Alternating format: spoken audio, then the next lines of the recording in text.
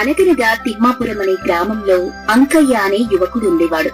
అతను గురుకుల ఆశ్రమంలో చదువు పూర్తి చేసుకుని రాజస్థానంలో మంచి ఉద్యోగం సంపాదించాలని రాజధానికి బయలుదేరాడు. రాజధానిలో అంకయ్య ఎన్ని విధాలుగా ప్రయత్నం చేసినప్పటికీ అతనికి చిన్న ఉద్యోగం కూడా దొరకలేదు. అంకయ్య తన దురదృష్టానికి చింతిస్తూ ఉండేవాడు. ఎవరైనా పలకరిస్తే తనను దురదృష్టం వెంటాడుతుంది, అందుకే తనకు తగిన ఉద్యోగం దొరకడం లేదని వాపోయేవాడు. కొన్నాళ్లకు బాగా విసిగిపోయిన అంకయ్య తిరిగి గురుకులానికి బయలుదేరి వెళ్లాడు. అక్కడ తనకు చదువు నేర్పిన గురువు చంద్రస్వామి దగ్గరకు వెళ్లి నమస్కరించి, గురువర్య, నాకు మీరు సకల శాస్త్రాలు నేర్పారు. అయితే నేనొక దురదృష్టవంతుడిని. అనునిత్యం నన్ను దురదృష్టం వెంటాడుతోంది. నాకు ఏం చేయాలో తెలియటం లేదు. మీ దగ్గర ఏదైనా మార్గం ఉంటే చూపించండి అని వేడుకున్నాడు. అంకయ్య, శాస్త్రాలైతే నేర్పాను గాని సమయస్ఫూర్తిని మాత్రం ఎవరికి వారే ప్రదర్శించాలి. అది సరే, ఈ రోజు నుండి నువ్వు ఎక్కడికి వెళ్ళినా నేను అందరికంటే అదృష్టవంతుడిని. నేను పట్టిందల్లా బంగారం. నా పక్కన చేరిన వాళ్లకు కూడా అదృష్టం పడుతుంది అని అందరికీ చెబుతూ ఉండు అని సలహా ఇచ్చాడు చంద్రస్వామి. మీరు చెప్పినట్టుగానే చేస్తాను గురువర్య అని చెప్పి తిరిగి రాజధానికి బయలుదేరి వెళ్లాడు అంకయ్య.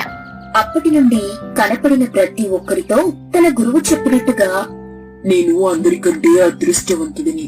నేనొక్కడినే కాదు, నా పక్కన ఉన్న వాళ్ళు కూడా అదృష్టవంతుడవుతారు అని చెప్పడం మొదలు పెట్టాడు. ఈ విషయం ఆ నోట ఈ నోట మహారాజు మార్తాండవర్మ దాకా వెళ్ళింది. వీడెవడూ అదృష్టవంతుడినని చెప్పుకుంటున్నాడు, అంటే వీడిలో ఏదో శక్తి ఉండే ఉంటుంది. అదేంటో చూడాలి అనుకున్నాడు మహారాజు.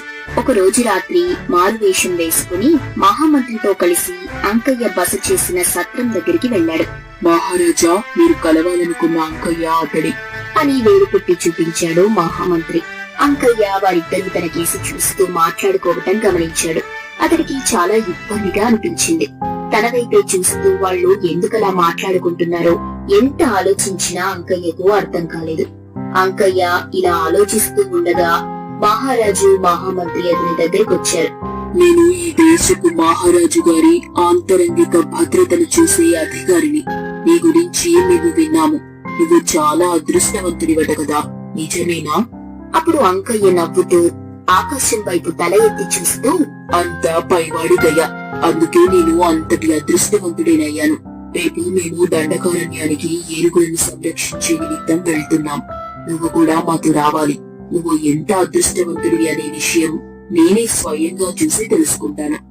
మర్నాడు ఉదయం మారువేషంలో ఉన్న మహారాజు కొంతమంది పరివారంతో కలిసి దండకారణ్యానికి బయలుదేరాడు. వారితో పాటు అంకయ్యను కూడా వెంట పెట్టుకుని తీసుకువెళ్లారు. అడవిలోకి వెళ్లేసరికి మిట్ట మధ్యాహ్నం అయింది. కాసేపు విశ్రాంతి తీసుకుందాం అనుకున్నారు. మహారాజు కోసం అక్కడ ఒక చెట్టు మీద మంచె కట్టారు. మహారాజు అంకయ్యను కూడా మంచె మీదికి రమ్మన్నాడు.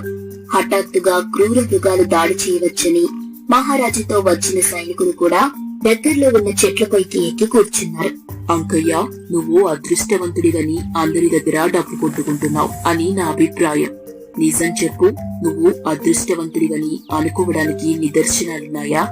అంకయ్యకు ఏం జవాబు చెప్పాలో అర్థం కాలేదు. తల మాత్రం అడ్డం నిలువు ఊపాడు.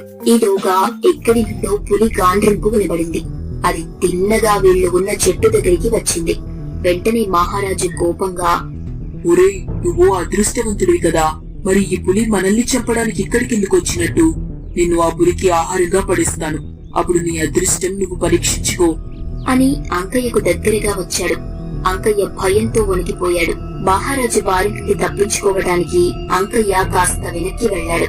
దాంతో మంచి అదుపు తప్పి మహారాజు దభేల్మని చెట్టు కింద గాండ్రిస్తున్న పులి నడుము మీద పడ్డాడు. అంత ఎత్తు నుండి పులి మీద పడడంతో మహారాజు బరువుకి పులి వెన్ను కాస్త విరిగిపోయింది. అది బాధతో అరుస్తూ అటు ఇటు దొరలసాగింది. వెంటనే సైనికులు నడుము విరిగిన పులిని బంధించి మహారాజుని పైకి లేపారు. మహారాజుకు దెబ్బలేమీ తగల్లేదు, కాని భయంతో గజగజ వణికిపోసాగాడు. ఆ తరువాత అంకయ్యతో, నిజంగా నువ్వు అదృష్టవంతుడివి. నువ్వు పక్కన ఉన్నందుకే నేను బతికి బయటపడ్డాను. నేను ఈ దేశపు మహారాజు మార్తాండవర్మని. నేను ఈ రోజు నుండి మా అంతరంగిక సలహాదారుగా నిలుస్తున్నాను. ఇకపై మీ అదృష్టాన్ని నేను కూడా ఉపయోగించుకోవాలనుకుంటున్నాం అని నవ్వుతూ చెప్పాడు.